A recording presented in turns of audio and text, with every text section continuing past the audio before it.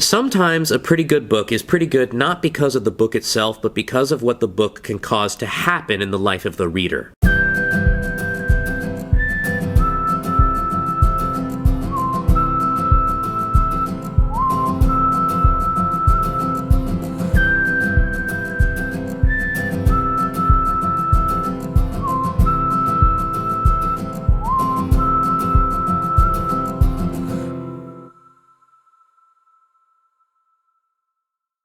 Alright, let's do this. Quit playing around before the battery dies. Hello everyone, you're watching YouTube. I'm Isaac and this is 10,000 Pretty Good Books, the channel for parents who want to help their small children develop good taste in reading. And it's time for a review of The Boy Who Loved Maps.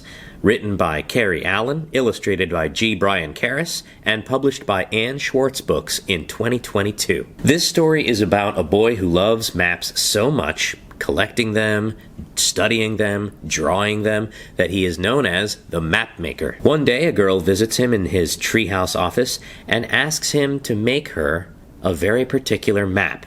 The map of the perfect place. She lists the qualities the map should have, and the map maker takes a shot at it, but it's not quite what she's looking for.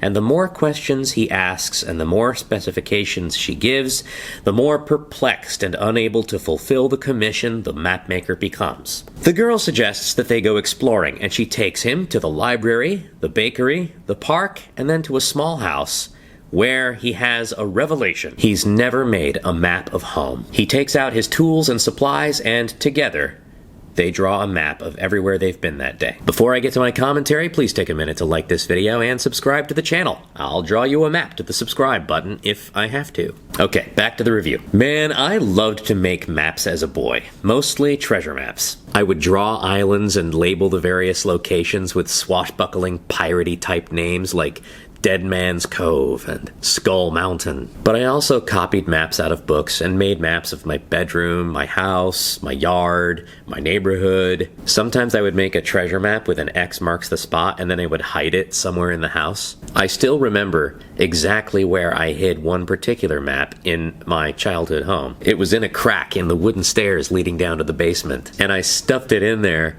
far enough so you couldn't get it out. I had this idea that someday someone would find it and think that it was a real map to a real treasure.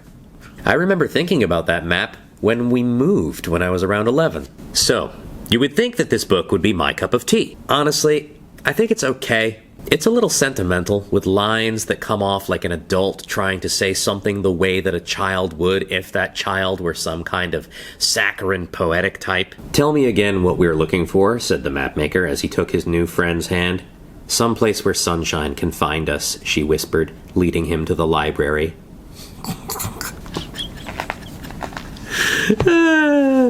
This is like the Garden State of kids' books. You know, here's this kid who lives in this theoretical, abstracted world of maps rather than the places they represent, and along comes a quirky girl who will turn his world upside down, lead him on a series of cutesy little adventures, and get him to touch grass and see the beauty in ordinary life around him. Make me a map that's not defined by place. Have you ever read Jack Kerouac? I don't listen to music. I like to make my own. I do think it's funny that she never says, hey, can you draw me a map of our neighborhood? And instead, in true manic pixie dream girl fashion, has to give the poor, befuddled Zach Braffian boy a series of poetic and contradictory instructions. And then, when the boy at last realizes, with nothing prompting him, what it is that she wants, she says, finally! I can appreciate a book with some accuracy about how communication between boys and girls can go sometimes, but at the same time, these are pretty flat characters. Second best picture? Let's look at the second best picture in this book. Here's the moment when the girl comes to visit the map maker in his treehouse office. There's a lot in this picture that I would have liked as a boy. First of all, a treehouse office is objectively cool, but also the idea of a cozy setup with a place for everything and everything in its place, that's appealing to children too. You can see he's got his maps on the wall, he's got his pencil jar, his globe, and best of all, the sign on the outside saying maps with an arrow. If I read this as a kid, I would have tried to recreate these digs and put up a sign and try to peddle maps to my younger siblings. This is one of the better pictures in the book.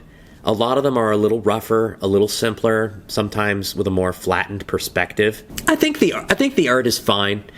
It does come off to me, again, as an adult trying to create drawings that look childlike, which to my mind always produces drawings that look too simplistic and too sophisticated at the same time. The great E.B. White said that writing down to children is a waste of time. You have to write up, not down. And I think the same could be said of children's illustration. I do like the fall vibe of the whole book. That was the second best picture. If you want to see the best, you have to pick up a copy. Sometimes a pretty good book is pretty good not because of the book itself, but because of what the book can cause to happen in the life of the reader. You want to know what my kids wanted to do? All of them, as soon as we were done reading this book? Yep. They wanted to make maps. We got paper and pens and pencils, and make maps they did for a good, long, quiet time. And they've returned to the activity frequently over the last few days. In the last pages of this book, there is some map information, some definitions, some instructions for making a map of your own neighborhood, and some suggested map activities. Its presentation makes it look like it's more for adults, and I think it would have strengthened things considerably to include some visuals along with those text suggestions, but it's decent back matter, and overall I'm pleased with the effect that this book had on my children. The story doesn't have much to offer, but I can definitely recommend a book that inspires a flurry of creative activity. This would be a good book for the budding map makers in your house, and guaranteed to produce a pretty quiet and productive afternoon activity. For books I review that have come out within the past year-ish, I'll be giving a number rating out of 10. This number is based on qualities and percentages and factors that I intend to keep to myself. I rate this book a 6.1. Like and subscribe, but more important, if you know young parents of small children on the hunt for pretty good books, draw them a map to this video. You could just send them the link. If you've read The Boy Who Loved Maps yourself, what would you rate it? Let me know in the comments. And also let me know, what should I review next? See you next time. Hi. Hi.